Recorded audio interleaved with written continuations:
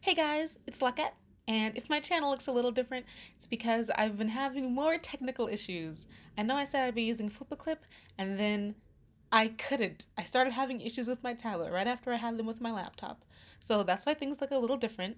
Comment down below actually what you think about it. I know the colors are a little different, the sprite is a little more well defined, and she has a mouth. So tell me what you think below, and let's get started on this month's video. So in the last video, I asked you all to comment words below for me to use as a drawing prompt. And to make this a little more fun and interesting, I took those comments and put them in a basic program I wrote in C++. I know it's not efficient. I know it could be written better. Don't comment on my code. So I'm just going to use this to randomly select two comments and then use those for a drawing prompt. And I don't really know how many drawings I'm going to do yet, but let's just start. So this first one, I got Ying Yang commented by X and Pigtails commented by Chima. So thank you all for commenting. I was like really excited for this to be the one that I was doing just because I just thought it would work out well. So I didn't want to do something too literal either. Obviously I was going to give the character pigtails, but for Yin Yang, I wanted to do something that was balanced because you know Yin Yang's whole thing is balance. So I thought surfing, because I don't know, surfing just makes me think of balance. So aside from using Yin Yang for the color scheme, I decided I would draw a girl surfing. And you saw a second ago that I looked up a reference picture because reference pictures are super important. I couldn't figure out how to get her legs, so I used a reference picture. Some people think using reference is cheating, but that's silly and doesn't really make any sense because technically everything is a reference. You don't come up with anything, you just remix everything that you've ever seen. So anyways, yes, my surfing girl and her hands, which were super hard to draw. You'll watch me struggle to ink them later. But I really like her pose. I think she came out really dynamic and really happy looking. And with the shape that the pigtails are making, I wanted it to sort of remind you of the swoop that's in like the little yin yang symbol. So like it's not perfectly mirrored because I didn't want to be super literal and like just draw like her in a bathing suit that had the little symbol on it or something, but I think it came across pretty well. I liked taking the theme more subtly. Now I'm just starting the inking process, which inking curves is super hard. I have my stabilizer on 0 right now, but I think in the next drawing I turn it up some. Inking on digital is like super hard. I like inking traditionally. Comment below if you prefer inking like traditionally or digitally or whatever, because I definitely prefer it traditionally. Really happy with the way the pigtails came out.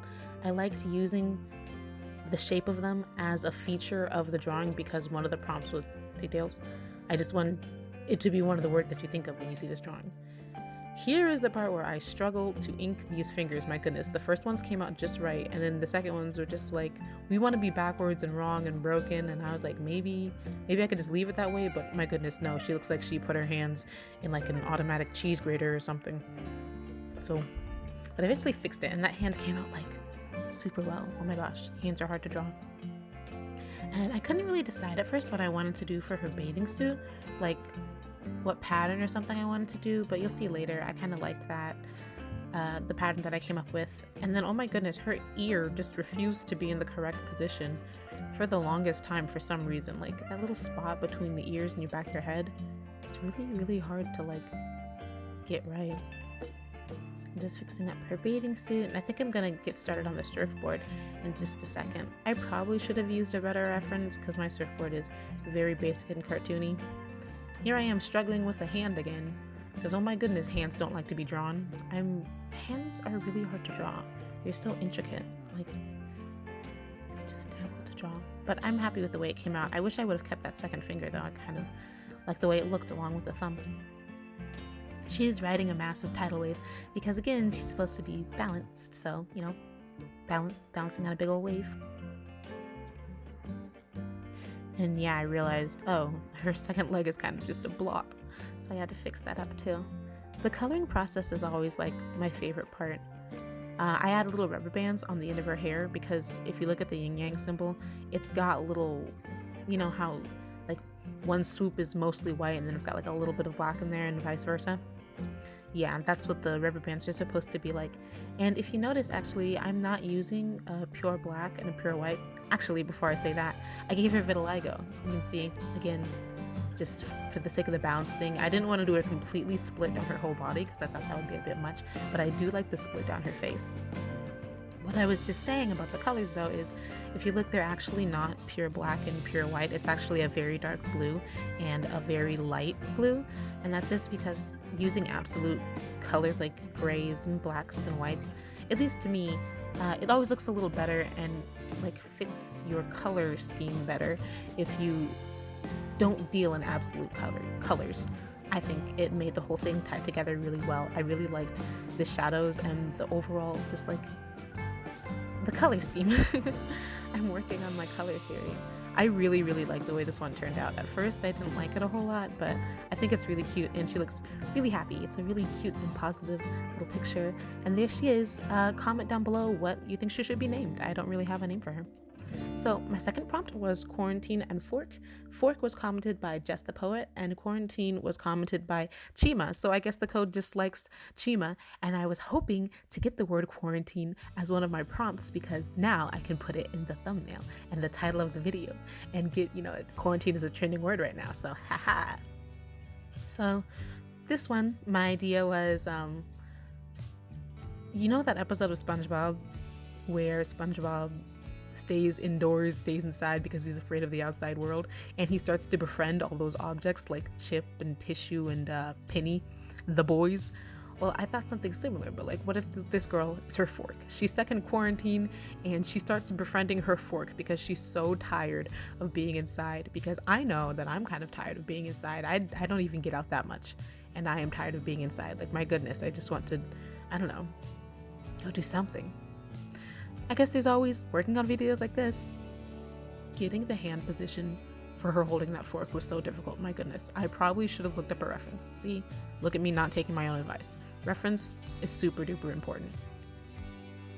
Or else you struggle to draw a hand holding a fork for like 30 minutes. I know this is sped up, but my goodness, it took a long time to draw that fork. I really like the way her facial expression came out too. Like, I don't know, it just had an energy that I really liked. I really try to bump up the energy in my drawings, especially during the inking phase, because it can really tone it down. If you draw, you know what I'm talking about. The inking phase can sometimes really take a lot of energy out of your drawings, so I just really liked like the big fluffy hair and like the facial expression. And if you see, the fork is supposed to be kind of like, it's almost like a little worried for her. It's like laughing along with her. It's supposed to look kind of like her face, but he's also worried for her. I also wanted to include the biohazard symbol on her just so you could tell, like, to get more of the sense of quarantine. She's in quarantine, she's sick, and I put the little tally mark that says months. I guess I could have made her look sick, and she doesn't really look that sick, but I put the little tally mark that says months on the wall, and I didn't even really think about it, but like, that would be years. I think I've got like 15 tally marks or something like that on the wall. That's like a year and then some months. I know how to add, but yeah, I feel like that makes it a little darker than I meant for it to be. Maybe let's just say she's exaggerating. Really, it's just been 5 days. This drawing is just me being frustrated with the Chinese government and being stuck in the house, because I'm sure we all are. Anyways, yeah, I think this one, the first drawing, I didn't like it at first when I drew it, but this one I liked immediately. My goodness, inking faces are hard. Drawing curves on digital is really hard. I always struggle with drawing the eyes and the curves of the face, but I think I got it pretty quickly on this one. I really like her facial expression. I really tried to push it with like the visible gums and that sort of thing.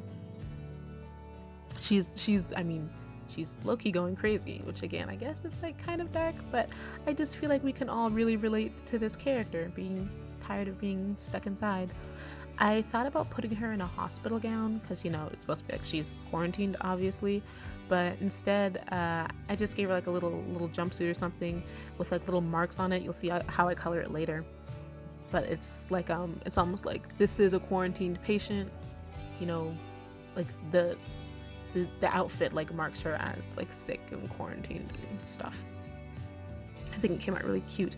I also gave her socks because I hate drawing feet. It's really hard. I don't feel like figuring out how to do that. I don't think I ever draw characters that don't have something on their feet, which is probably not good. But like, I don't know, it's difficult. I don't want to. I was really happy with the way the inking for her hair came out. I was worried that I would somehow like ruin the energy that the sketch had, but it came out really well, I think. And then I wanted the fork to make sense. I didn't want it to be like, why does she just have a random fork? So she's got like her food, her little tray like off to the side. It kind of tells like a bit more of a story. And like, I don't know, she just has her little tray on the side so you can see like, oh, she was eating her food and then suddenly her fork had a face. Your girl's going a little crazy. I also had no idea what I wanted the colors to be for this drawing until I made the background this sort of desaturated green color, and I just liked it and kind of went with it. Like I said in the first drawing, I'm kind of still learning color theory and what exactly I want to do with color theory and like how to get colors to match and balance and that sort of thing. But these two drawings ended up having like a really nice, I guess, just, what is that thing called? It's like a palette, like a color theme. What are color themes called?